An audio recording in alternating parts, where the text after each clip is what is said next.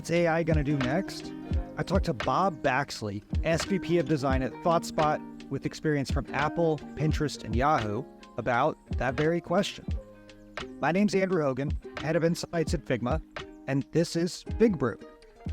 FigBrew is something that we were doing inside of Figma to raise our level of awareness about what's happening in the industry, and we thought we should share it all with you. Hope you enjoy. Bob, welcome to FigBrew.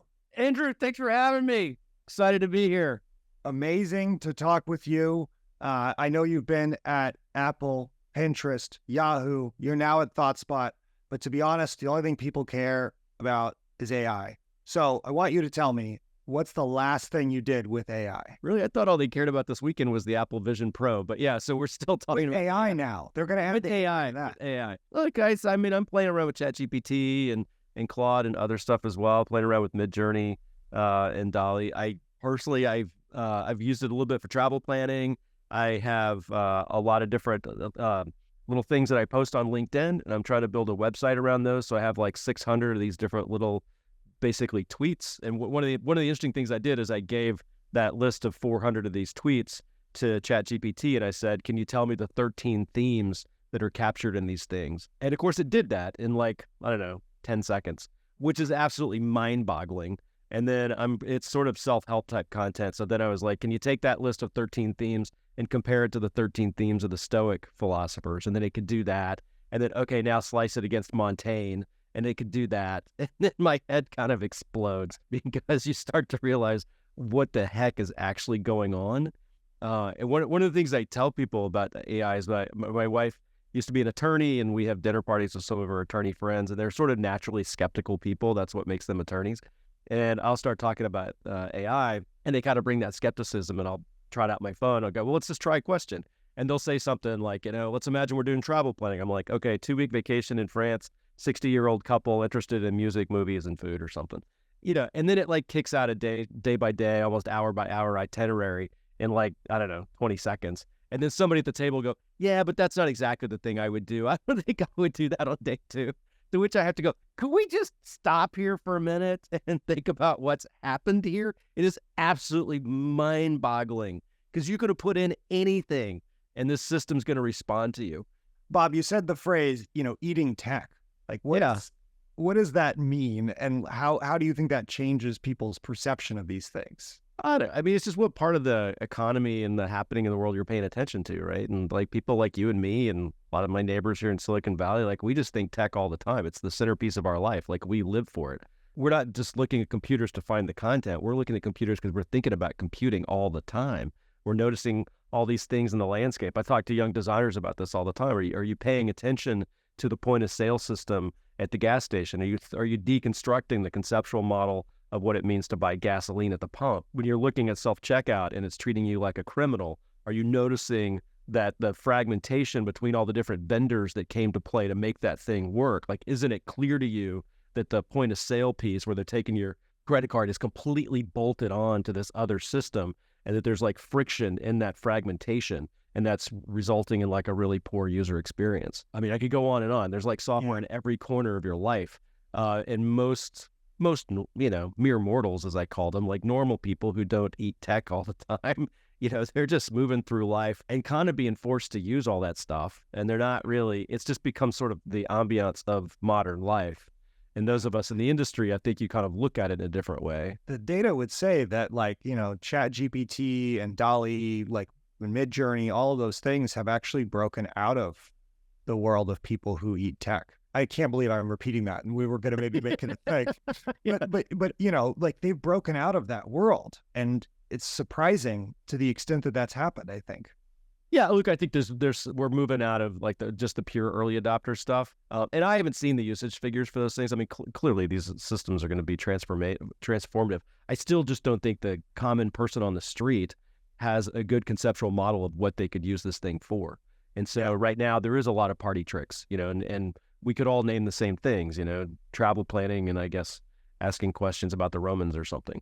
But I've never done that one. And summarizing summarizing papers or, whatever. Like there's a handful of use cases that people kind of understand. It's a difficult conceptual model. It's very, very different from how we've thought about computing in the past, like radically different. It's a completely different approach to computing. I was going to say, one of the things that's I've found most interesting about this stuff with AI over the last year is it's gotten me plugged back into the philosophy around AI, because the kinds of systems we have now, the neural network stuff, has been theorized since the 1950s. We just haven't had the computing power and the storage to be able to pull it off. So, what you have with ChatGPT is not really so much my understanding, it's not really so much a breakthrough from a computer science point of view. It's a breakthrough in that we finally have the hardware and the software systems to pull it off. And so there's like 50 years of people writing about what is machine intelligence going to mean.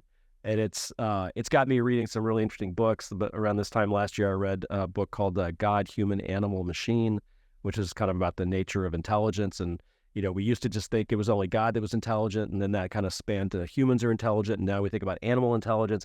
And now we're wrestling with the question of machine intelligence and what does that mean? That was a very fascinating kind of philosophical book. And then I followed that with another one called Other Minds, which is about octopuses and squids and cephalopods and kind of their kind of intelligence.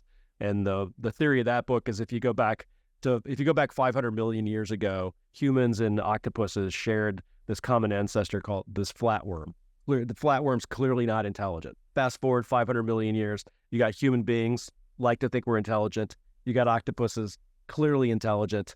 Nature has created intelligence at least two times in radically different ways. What does that really mean? Like, how do we think about human intelligence? I think to me, that's like the really fascinating philosophical question that we're facing now when you're looking at AI and what it can do. And I think that tension undergirds a lot of people's initial sense of skepticism. And I think there's just kind of an anxiety and fear about like, okay, what you mean like the idea that a machine could be intelligent and that it could give answers in the way that a human would, it could create answers, that kind of thing? I mean, it could replace me. It could do a lot of the things that I do. And when you go back and you look at like the anxiety around Deep Blue when it beat Gary Kasparov at chess, like that was a very pivotal moment. You go watch the AlphaGo documentary on YouTube about when AlphaGo won the game against Go, and like the guy that was playing, whose name escapes me, the Dan from, I think he was from Japan, he was rushed. Like he left at one point. He leaves the place where the game was taking place, leaves the room and goes outside, and he is like stressed. So there's a completely new method of computing and thinking and interacting. Your response to that as a person who eats tech is to go read about philosophy and sort of go back to history. And then sort of you have this belief that like it's going to do a lot of the things that you do today. Like, how do you feel about that? Well, I don't know, man. I'm feeling it out. I'm trying not to be anxious and freaked out about it, but change is coming, and a lot of the things that I've thought were important for me to be able to do and I could uniquely do in my job, I don't know if that's actually going to end up being the case or not. Yeah, there's an interesting challenge. Like, I think it makes you confront what does it mean to be human, and what is my value as a human outside my ability to be able to execute, certain of these tasks. And I think that's a real meaty psychological and liberal arts problem to deal with. Yeah, which is part of why, I assume you're going back to the history, and you mentioned the Stoics earlier, and that. Yeah, I'm always drawn to that sort of stuff. I mean, part of it's just how I'm tuned. I studied history in college along with film, and I've just sort of always been tuned to like what's happened in the past. Those are amazing stories, and how did people learn from them? You see some of the Apollo stuff kind of over there in the background. Personally, I find connecting to the past to be very rewarding and grounding, and I think it's one of the challenges when I talk to younger designers. I think it's one of the things that I try to counsel them on is a lot of folks today don't realize that there's like, history design goes back at least a century, and if not more. And many of the problems that we're dealing with today about how to explain the value of design, how to think about design, the design process, the psychology, the designer mindset, all those things, people have been writing and thinking about that stuff for decades and decades. Like, we're not the first folks to figure this out. And why we like to think that we're unique and it's this unique historical moment, that's this concept called chronocentricity. And chronocentricity is the belief that everything interesting happened in your own lifetime. I think the problem with that is it ends up being super isolating, because you end up feeling like you have to uniquely figure out these problems and there's nobody to learn from and no community to connect to. Whereas, by connecting to historical graphic designers or the arts and crafts movement, or going back to some of the early tech pioneers like Vannevar Bush or Doug Engelbart or Stuart Brand, you realize, oh, I'm actually part of this community of this, human exploration that expands out over time. And at least in my case, it keeps me from feeling so isolated and alone when I'm confronting some of the challenges of being a designer in the modern world. Excellent advice. You gave some names. Maybe we'll give people a few links that they can follow, or some other. But it's striking when I talk to you how much history comes up, how much like patterns that have repeated themselves come up. And I have to imagine you're drawing on that, with the work today, because you also mentioned these devices, this technology could replace some of the things you do today, but you are actively also designing things that are helpful and augmenting people's work. And so you've been thinking about how to apply it and how to think about it in the context of data engineer, the AI engineer, the sort of the folks using ThoughtSpot. Yeah, so ThoughtSpot's a business intelligence tool, right? So we do data analytics, basically charts and graphs for big, gigantic data sets. We compete with the likes of Tableau, Power BI, and many, many other companies.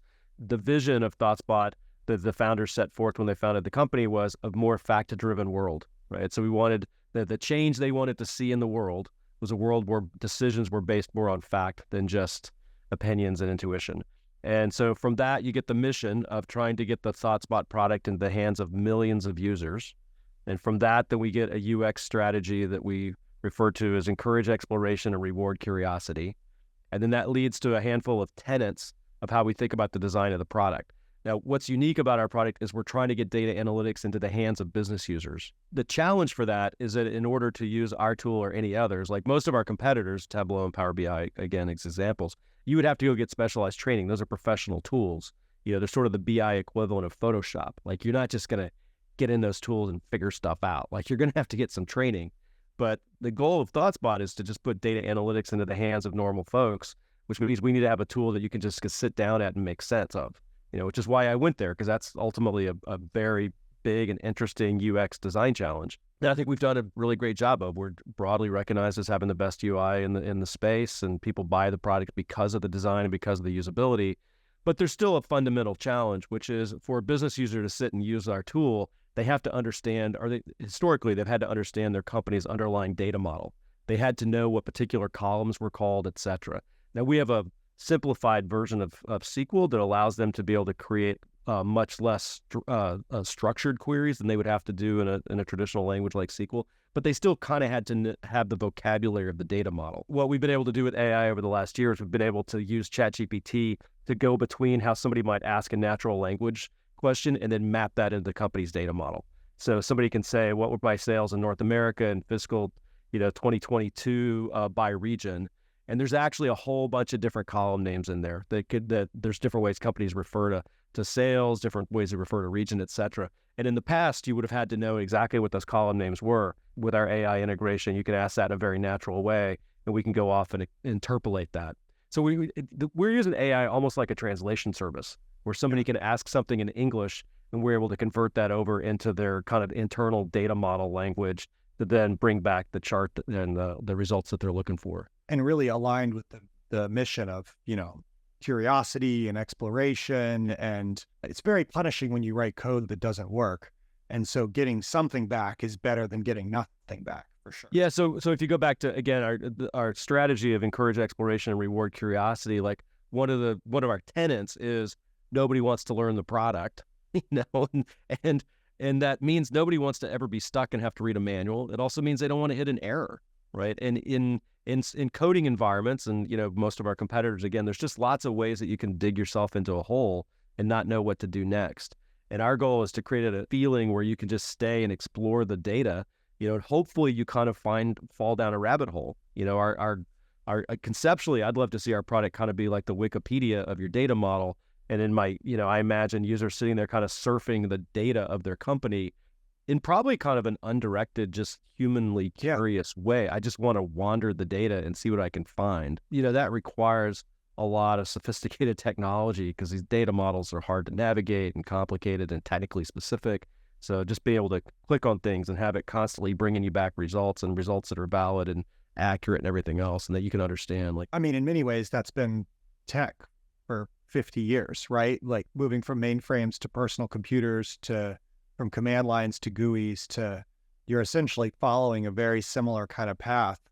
And you've put an AI translation layer as sort of the next stage, the next part of the evolution there. Yeah, I sort of I have this thing where I say, every problem has, it's fixed units of complexity, and the question is it going to be the system that's going to suck up the complexity or the humans?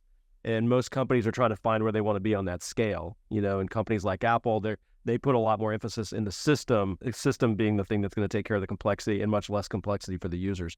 And we're trying to move that needle in our very technical space as well. And look, that's our strategy, and I think it's the right strategy. It's a great strategy. There is another strategy that says, no, like, you have to know your stuff. Like we're going to give you technical powers, and there's going to be like a really robust set of things that you can do, but you're going to have to learn how to operate the system. And that's also a valid approach. Again, just not the one that's consistent with our business model and how we think about the space. The comparison I use is like Photoshop to Canva.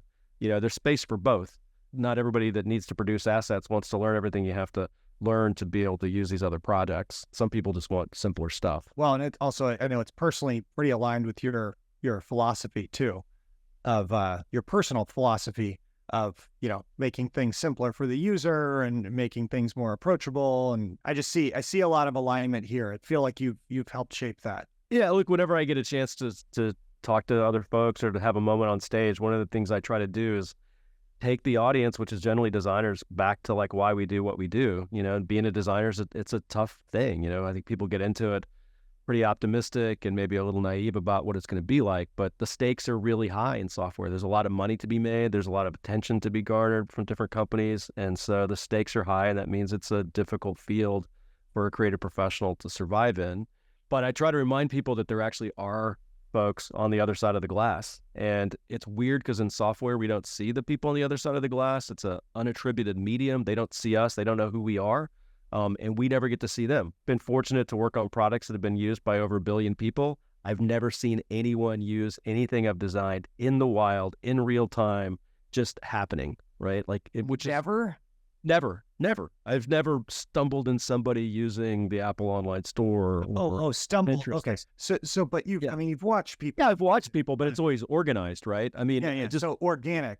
Organically, you've never. Okay, that makes sense. Yeah, so my audience is relatively unknown to me and hard to get to. And there's no other medium like this. I mean, a film director, even though they're abstracted from their audience, they can always go to the movie theater and watch people watching the movie. And they can always watch people watching another movie. Musicians get to perform in front of an audience, so they get to build that rapport with the audience. Artists can go to their opening, they get to build a rapport with their audience. But designers, we don't have any rapport with our audience, even though our audience is massive. And so one of the things I try to always remind designers is you got to think about the folks on the other side of the glass, because that's why we're all drawn to do this thing. My sense is that when I use computers and they work right, it is just absolutely magic to me. You heard my enthusiasm earlier about using ChatGPT. It is mind-bogglingly cool to me in a really fundamental way. It's like looking up at the stars or something. There's something profoundly unknowable about what happens inside this little metal box on my desk that's making this moment possible. It's absolutely mind-boggling what's actually happening with us right now from a technical point of view, and a personal point of view. But it's mostly technical. But a lot of times it goes wrong, right? Yeah. And we all have to use crappy software that we don't like self-checkout, right? That treats you like a criminal, which is always a bummer. But then sometimes you get the one that's really well done. Yeah. And then it's magic. It's magical. Yeah. And so I go, I look around the built environment, and I think about the built virtual environment. And I think a lot of mere mortals, people that don't eat tech, spend a lot of the time probably feeling kind of victimized by it. Like it doesn't quite work. They don't really know who to blame. There's like these faceless bureaucracies that we call Facebook and Google and Amazon and Apple that are pushing all this stuff on them and that change stuff behind their back. And, that's not even accounting for all the enterprise tools they have to use. And I just suspect a lot of them feel awfully frustrated and, again, kind of victimized. Honestly, it kind of breaks my heart because I think using computers and using software is one of the miracles of modern life, right up there with jet travel, and fresh sushi or something, and so when it doesn't go right, I don't know. It really troubles me kind of at a deep moral level, because I feel that whoever created that system just couldn't find it in themselves to spend the extra time to care about the people on the other side of the glass, of which there are millions. Describe this sort of like, going back in history to sort of think about this moment, and to think about the impact that AI might have and how you should deal with it. You've talked about using ThoughtSpot as a way to sort of like, help other people work more successfully. And you kind of like, I know this is part of your core like mission, how you want the world to sort of be designed better. You want software to work better for people. And you want people to be able to do that work successfully. But you also just described you were a little worried about the impact that AI might have on the work that you do and the skills that you need. I imagine lots of other people would also be worried about that and thinking about, you're designing a certain way today, you're designing AI features today in a certain way. How might it work in the future? And then like, what skills would you tell people to have so they could sort of keep with this same mission of how do I, make software work better for people? What do you think they should be sort of like trying to learn or do? Obviously, we live in an era of profound change, and I think we will see more change in our lifetime than any generation in history. Although we may not recognize it as much because we're so used to the change. Humans aren't really, no animal's really well set up for the amount of change that we're dealing with right now. So when I think about the things you need to learn, a lot of it's probably around just your mindset. Like how are you managing the change? Are you getting attached to certain things that are going to be shifted out from underneath you?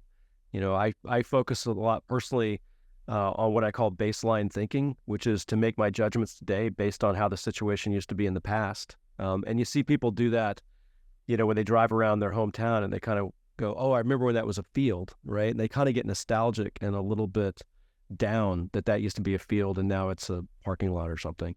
And I think that's a sign of somebody that's not really keeping up. And if you can't keep up and just kind of go with the flow of what's happening around you, you're going to get really frustrated and unhappy really quickly. And so I think as a mindset skill, just being comfortable with change and not getting too attached and not believing that what's going to happen. I think those are all just, again, kind of really important mindset skills that I focus on quite a bit through journaling and other practices. So I think that's kind of on maybe the soft skills side. More on the hard skills side, I mean, I don't know if I have any great advice there. Watching normal people use software, I think, is incredibly valuable and something I don't see many folks doing anymore. I was never a huge fan of traditional usability testing because I often found it to be wildly inconclusive and have some other challenges, but there was something profound about watching mere mortals actually use software. And with a lot of things now moving to metrics-based decision-making instead of like watching real users, I think we've lost something important. Like we've gotten, again, kind of really abstracted and removed from our audience. And whatever they do on server logs does not tell you what's happening at the human level. And so I wish there was a way where designers could get more connected to just watching how people use software. And in my own life, much to my family's annoyance, when we're at a dinner party, I often ask the other people around me if I could look at their phone because I'm just trying to figure out like which apps they use. And if there's something I don't recognize, I'll ask them about that. When my kids were in high school and they'd have a friend over, I would actually proactively try to watch their friends using Snapchat and other things because I just wanted to understand how people are navigating that stuff. When we travel to Disneyland, I talk to the employees all the time about what the back of house systems look like, and how they know when to punch in and punch out and what shift they're on. When you're at the airport, if the next time you go to the airport, if you go up to the ticket counter and you ask to change seats, then they're going to type for like 5 minutes, try to move. I mean, just stop and ask them like, well, what are you doing? Because they're on this like really DOS-based kind of system. Be careful how you ask them, what are you doing? Maybe but you can ask them. You can just be curious. You can look over. I mean, every time I'm in a restaurant, I ask the service staff what they think of Toast or Clover, whatever they're using. Yeah. I kind of lean over the system. I feel like there is something to, like, we have now been more exposed to the things that they were using on the other side with self-checkout and, you get this little glimpse. And it is alarming because that is the easier to use version than what they get. And we've all experienced, you click one button to change seats on an airline website or in an app, Yeah. they do not click one button. There's clearly more happening over there. No. Well, I asked them one time what was going on, and what they told me is that they were chatting with other agents on the line where they were trying to move multiple passengers to accommodate your request. And so there's people that they had been auto-assigned into seats, and they were trying to figure out if they could move them to accommodate what your request was since you'd made a request. And so it wasn't like what was actually happening with all those keystrokes is not what you thought was happening. To your point, like one of the reasons that I enjoy working at enterprise software is because to me, that's a place where you can have kind of the greatest impact on the quality of somebody's life, because the people that use enterprise software, the users are rarely the customers. Typically, somebody using enterprise software, including our own, that's dictated from the CIO or somebody else made that purchasing decision, and this tool just arrives and they have to use it. Those tools often aren't very thoughtfully designed. Like the quality of the UI is not often part of the purchase consideration. And I think those people just end up feeling really victimized, and they get bummed with their employer. Like, why did you give us these crappy tools and this thing's not working? And so I think enterprise software is an interesting place for designers to put their energy because for one, it's like super easy to move the needle. And you can have a tremendous impact on the quality of people's lives because if there's a little bit of friction in an enterprise software product and you can get rid of it, you've taken that friction out of somebody's life a dozen times a day because they're in those systems over and over and over again. And they don't have the freedom to switch to something else. So I think it's an easy... Do you think it's getting better? You and I have talked about this for the past couple years. And I actually, I'm curious, like, do you have a sense that it's improving? I don't know if it's improving. And then probably more importantly, I don't know if I am metaphysically capable of being a good judge of that. Like I think my designer mindset is always trying to, like every cell in my body is constantly asking, how can this be better? So it's not like I have some perspective that it's gotten better. I'm just constantly trying to figure out how to make it better. So I'm not a good judge in that way. I suppose a different response I might have is that, I think software's maybe become a little bit easier to use, but we've also added more and more capability. So I think we've sort of undermined any progress we've made in usability by just stuffing more and more features into these products. That's an easy thing for people to build. That seems like the obvious thing to build. It seems like, can it do this and do this and do this and do this? And there's very few companies that are willing to say, no, it's going to do this set of things, but it's going to do them really well. And that's going to be incredibly valuable. Minimalism is not something that's appreciated in tech for whatever reason. Like it's not something consumers buy for either. It's like I was going to say in the enterprise world, especially, you're up against a feature checklist. We have all these things and they don't have these things. And then that incentivizes it. And we haven't even gotten to the number of products that companies use, which I think has probably only increased over the last couple of years. Oh, yeah. So it's possible that, individual workflows for some things have improved greatly. And then on the whole, it's tough to tell. Yeah, I remember when I onboarded at ThoughtSpot, just the number, the number of pieces of software that I was just assumed to know and to have to make sense of and to use just right out the gate. And I did know most of them, but there was like 24 different pieces of software that you're just, to be a modern knowledge worker, that you're just expected to know right off the bat. That's an incredible tax, But those things also make other people's lives better usually. Like there's probably some piece of software that's really helpful for the accounting department, one piece of software that's really helpful for someone different in the accounting department. And then there's, a procurement thing, and then there's HR software, and so it is a tricky balance of like, how do you think about all these different workflows and the different pieces of software, try to stitch it together in some easy way. Yeah. I absolutely see where you could move the needle, but I also see how it's pretty tough. What you just described is a reason I'm still doing software design, 33 years on. And I have to admit, I often feel that it's kind of a losing battle at times, but, it's a battle worth having because we shouldn't be victimized by our tools. Like these tools are here to serve us. Maybe we don't know how to make sense of AI but the idea that it's threatening to us tells me something's kind of gone awry. All these tools should be making our lives as humans better. And not that many of them are. That's a real loss to humanity. I don't know. I hate to kind of put it in these moral terms, but Well, but you see an opportunity, and I think that's one of the other things I wanted to ask you about is you have this interest in big projects that humans, countries, peoples have tackled throughout history. And what you just described is it's a big project. How are we going to, make this software, make sure the software is working for us? How are we all going to work together to do that? Tell me about this big project. I don't know what to call it. Like, it's not quite an obsession. And Oh, why I'm drawn to big projects? Yeah. And what are the big projects that you think about? Yeah, so I think the first one was the Apollo missions, the Apollo moon landings, and I was born in 1963.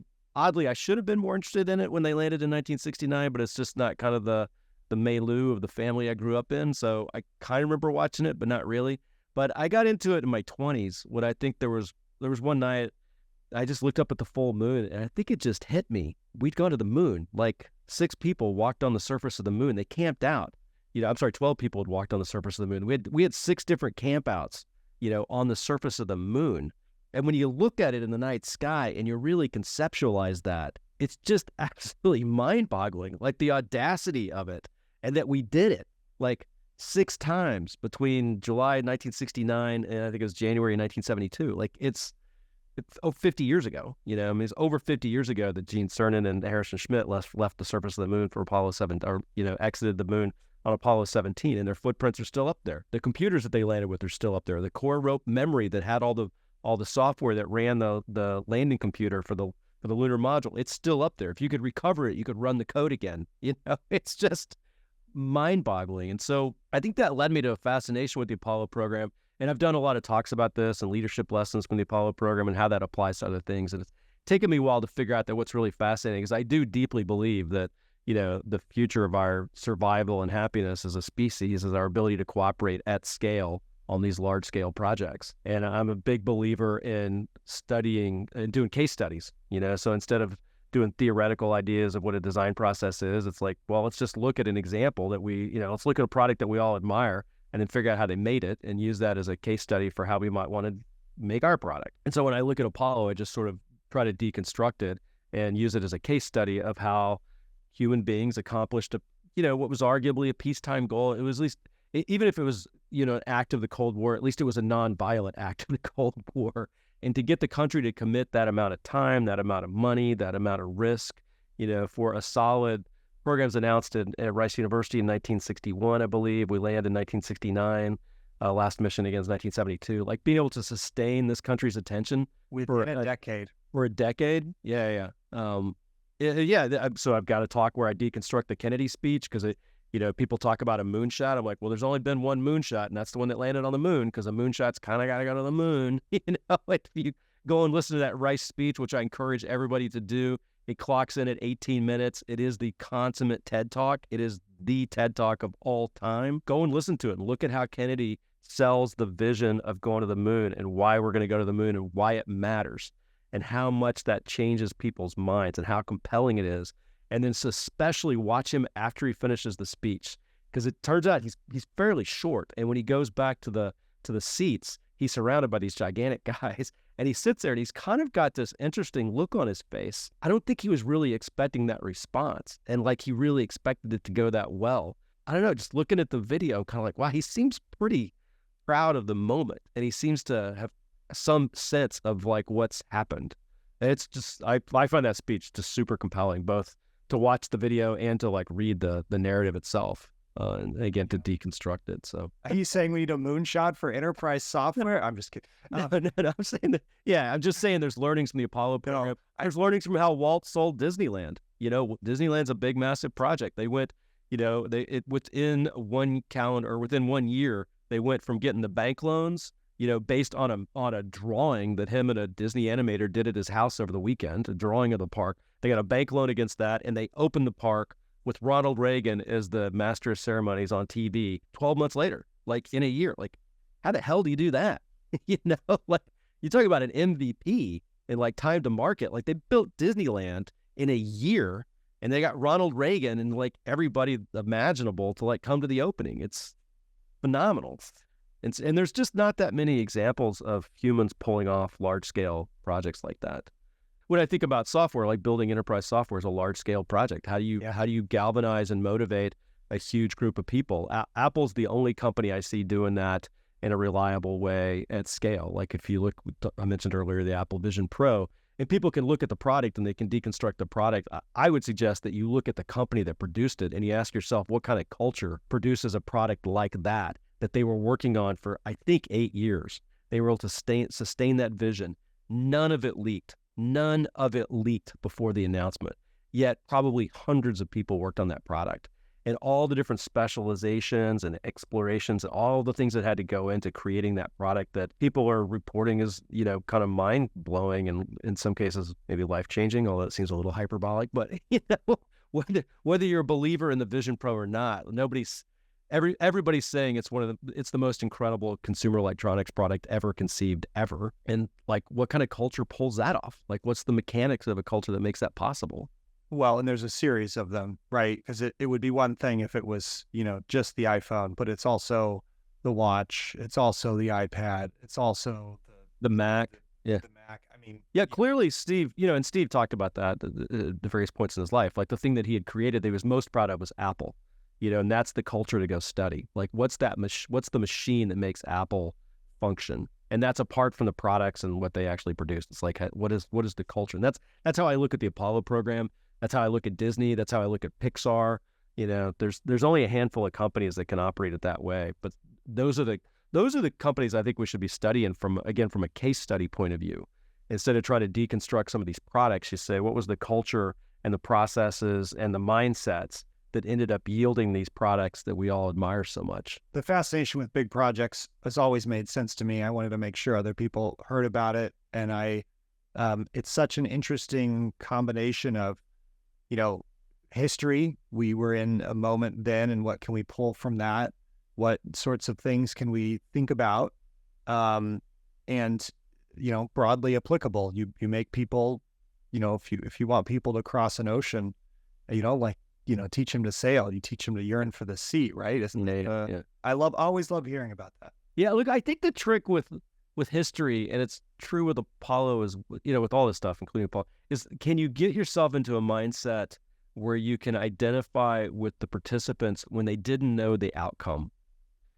Can you sit with James Madison in Philadelphia when he showed up early for the Constitutional Convention, and he decides to write a draft of the Constitution? James Madison didn't know how it was going to turn out. At some point, he sits down with paper and he starts structuring a constitution that had 3 branches of government and all the rest of that stuff. Can you get back to that moment where it wasn't clear what was going to happen? Can you get yourself back to the moment where it wasn't clear they were going to land on the moon? There was 3 missions lined up in 1969. So Apollo 11, 12, and 13 were all queued up to land by the end of 1969 because nobody thought they were going to land Apollo 11. They in fact, Neil Armstrong the night before, he's at the press conference the night before, and he says, "We, the crew of Apollo 11, are privileged to represent mankind in this, our first attempt to land on the moon." And so this concept of like they're privileged to have this, to be part of this opportunity, to our first attempt. Like, the mindset was, maybe this is going to work. And like, he's almost out of gas. Like, he's got, I think, 11 seconds of fuel left when he lands. And there was a big boulder where they were supposed to land. Like, there's a lot of stuff, uncertain stuff that happens in that last 180, seconds. We don't talk about those things, though. To your point, it's actually very difficult to be back in that moment. You get much more sort of accounts and analysis of like why it worked and what was, anyway. Yeah, like when you see the final score, you forget how tense the game was. And I think you have to go back and put aside the final score and sort of say, no, this is what the participants were dealing with. It wasn't clear. And I think that's where why I study history, and that's kind of where my comfort comes from, because then you kind of realize, oh, well, like, I'm feeling all that uncertainty in my daily life too. And that's how it's always been. That's what it means to be in the now. I don't know how the election's going to turn out. I don't know what's going to happen with the pandemic. I don't know what's going to happen with the weather. I don't know what's going to happen with my job, with the economy. Like nobody ever knows what's going to happen. That's how it always is, right? And if all you ever think about is the final score, you forget that the game was very much in doubt. Bob, thanks for being on FigBrew. Always fascinating. Thank you, Mr. Hogan. Lovely to see you as always. Thank you. And I can't wait to have you back. Love to have you back. That would be great. Anytime. I'm around.